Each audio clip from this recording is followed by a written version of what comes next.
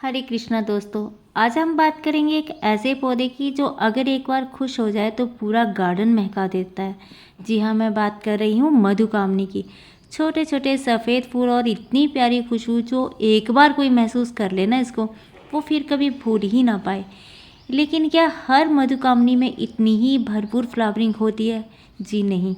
और इसी सवाल के जवाब के साथ आज मैं आपके साथ शेयर कर रही हूँ कुछ ऐसी बातें जो इस पौधे को दोबारा फूलों से भर सकती हैं। तो चलिए वीडियो की शुरुआत करते हैं।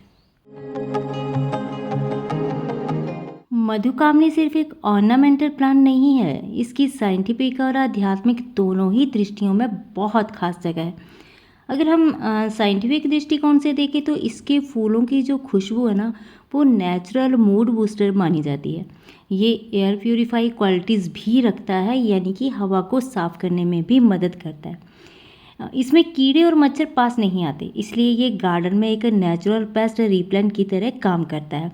और आयुर्वेद की मान्यता के अनुसार मधुकामनी की कुछ जो प्रजातियां हैं ना, उनका इस्तेमाल पारंपरिक औषधियों में भी किया जाता रहा है। जैसे कि त्वचा की जलन या चोटों पर लेप के रूप में इसका इस्तेमाल किया जाता था। और आध्यात्मिक दृष्टिकोण से देखा जाए, इसे घर में लगाने से सकारात्मक ऊर्जा बनी रहती है। इसकी खुशबू वातावरण को शुद्ध करने वाली मानी जाती है और कई लोग इसे ग्रह दोष शांत करने के लिए भी उगाते हैं। और सबसे खास बात, ये पौधा जब फूलों से भरता है तो ऐसा लगता है जैसे घर खुद मुस्कुरा रहा हो। तो इस प्लांट को लगाना तो बनता ही बनता है। तो अब बात करते हैं असली मुद्दे की। क्या हर मधुकामनी इतना ही फूल देती है? मेरे पास कुछ ऐसे पौधे हैं जो अभी फूलों से लदे हुए हैं, कुछ जिनमें फूल आकर चले गए हैं और कुछ जिनमें अभी तक कोई हलचल नहीं हुई।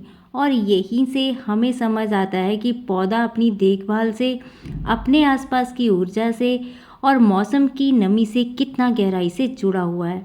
तो अगर आप भी चाहेंगे कि आपका मधुकामनी बार बार खिले, तो आपको कुछ बातों को ज़रूर ध्यान में रखना चाहिए। ये देखिए, ये है मेरा पहला मधुकामनी। इस वक्त एकदम फूलों से भरा हुआ है, टिप से लेकर हर शाखा तक खिली हुई है इसकी।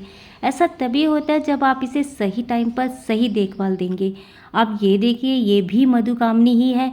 कुछ ही दिन पहले इसमें भी बहुत फूल खिले थे, लेकिन अब ये थोड़ा थक गया है, थोड़ा आराम कर रहा है। ऐसा हर फूल वाले पौधे के साथ होता है।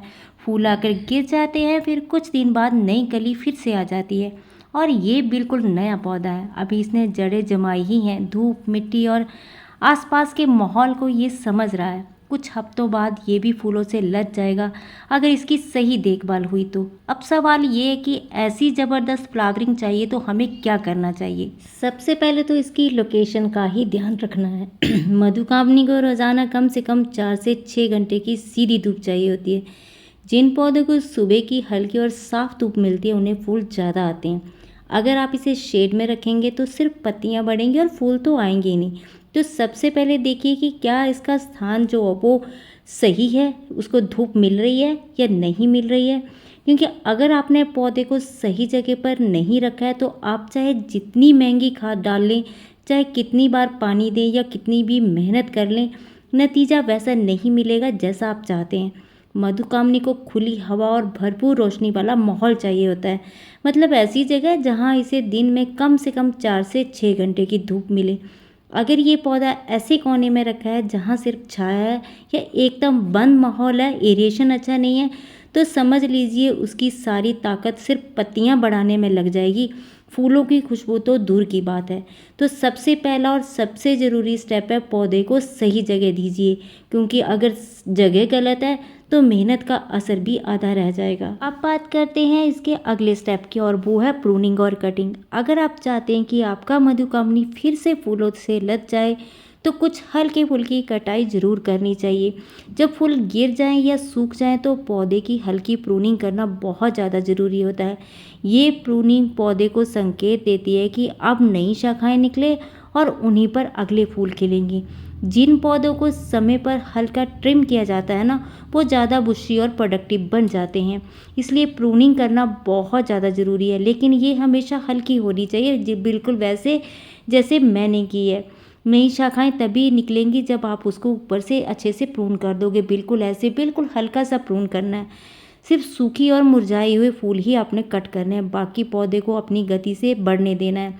इससे न केवल आपका पौधा घना होगा बल्कि मजबूत भी बन जाएगा और आगे आप फूलों की गिनती करना भी भूल जाओगे, इतने फूल आएंगे। तो हमेशा याद रखें, थोड़ी सी कटाई से आप फूलों को लाने का रास्ता खोल सकते हैं। अगर आप इनको कट नहीं करोगे ना तो सीड बढ़ना स्टार्ट हो जाते हैं और पौधे को लगता है कि अभी मेरा काम ख़त्म हो गया है तो अभी मुझे सीड बनाने हैं, तो वो फूल जो वो बनाना बंद कर देता है। देखिए, अब तक हमने सही लोकेशन का ध्यान रखा और थोड़ी सी प्रूनिंग भी की। अब बारी आती है पौधों को सही पोषण देने की ताकि वो फूलों से लदे रहें। मधुकामनी जैसे पौधों को स्वस्थ और खुश रखने के लिए सही खाद बहुत ज़रूरी है। वर्मी कंपोस्ट हो गया, नीम की खली हो गई, ऐसे जैविक खाद जो पौधों के लिए बेस्ट होते हैं क्योंकि ये उसे धीरे धीरे पोषण देते हैं और मिट्टी को भी स्वस्थ रखते हैं। आप सीवीड दे सकते हैं, आप एप्सम सॉल्ट दे सकते हैं। बहुत सारे ऐसे जैविक खाद हैं जो मधुकामनी के लिए बेस्ट होते हैं। खाद डालते टाइम अक्सर लोग ना यहाँ पे गलती कर जाते हैं। मैं अपने पौधे में सिर्फ डालती हूँ केले के छिलकों का पाउडर, जो कि सुखा लिए थे मैंने केले के छिलके, ये पोटाशियम का काम करेंगे। एप्सम सॉल्ट डालती हूँ जिससे पत्तियाँ ग्रीन और स्ट्रॉन्ग बनती हैं। नीम की खली डालती हूँ जिससे फंगस नहीं लगता, और सीवीड के दाने, ये एक स्लो रिलीज टॉनिक की तरह काम करेगा। ये सब मिलाकर 20-25 दिन में एक बार देना है, बहुत है, इससे ज़्यादा कुछ नहीं, लेकिन मात्रा संतुलित रखें। ज़्यादा खाद भी फ्लावरिंग को रोक देती है, इसलिए मात्रा का आपने हमेशा ध्यान रखना है। थोड़ी सी पौधे की गुड़ाई करके आपने जो वो इस खाद को दे देना। जिस दिन आपने ये खाद देनी है उस दिन आपने पानी जो वो नहीं डालना है, मिट्टी को सूखा रखना है। तो देखिए, अब ये तो हो गया कि आप जो वो जैविक खाद का यूज़ करें। अब बात करते हैं उन लोगों के लिए जिनके पास समय कम होता है और वो केले के छिलके सुखाने का झंझट वगैरह नहीं कर सकते हैं।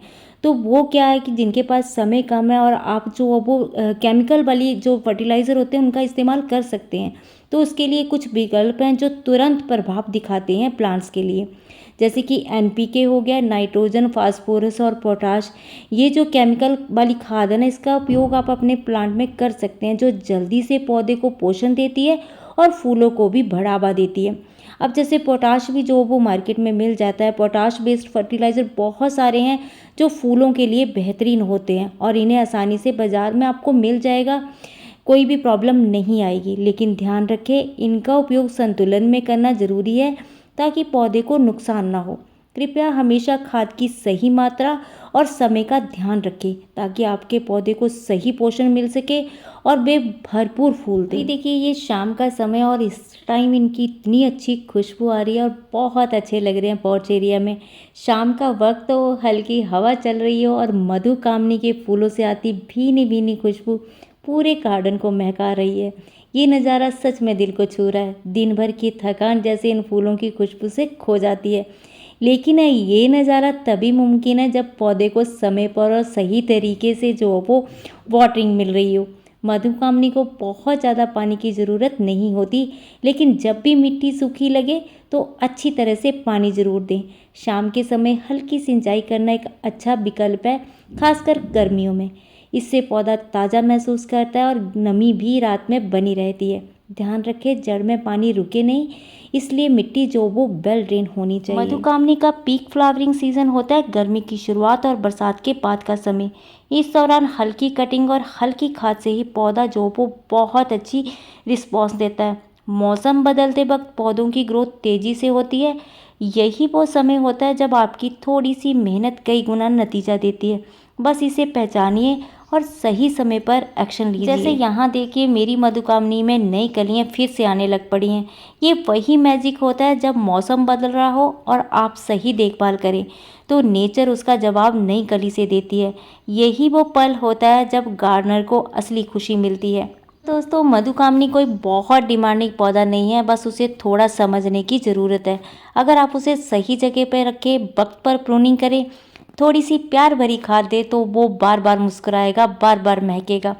हर शाम को जब उसकी खुशबू फैलेगी तो लगेगा जैसे आपकी मेहनत आपका धैर्य बोल उठा है। अगर आपको ये वीडियो पसंद आई तो इसे अपने गार्डनिंग साथियों तक ज़रूर पहुंचाएं। शायद किसी और की मधुकामनी भी फिर से मुस्कुरा उठे। तो आज की वीडियो में बस इतना ही। मिलते हैं किसी और वीडियो में किसी और टॉपिक के साथ। तो खूब सारे पेड़ पौधे लगाइए, हमेशा खुश रहिए। अपने आसपास के वातावरण को साफ रखिए। Happy gardening.